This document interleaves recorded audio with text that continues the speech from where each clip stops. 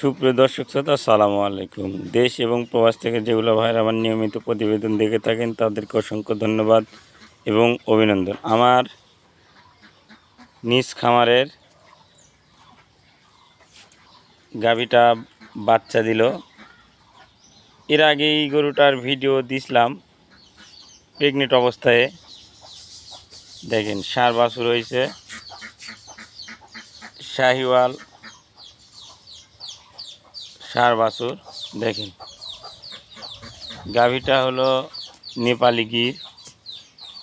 যারা নিতে চান স্ক্রিনে দেওয়া নম্বরে যোগাযোগ করতে পারেন। দেখেন গাভী বাচ্চাটার কোয়ালিটি দেখেন, সবেমাত্র বাচ্চাটা দিছে। দেখেন আল্লাহর রহমতে জন্ম ফুল যেটা ক্লিয়ার হয়ে গেল।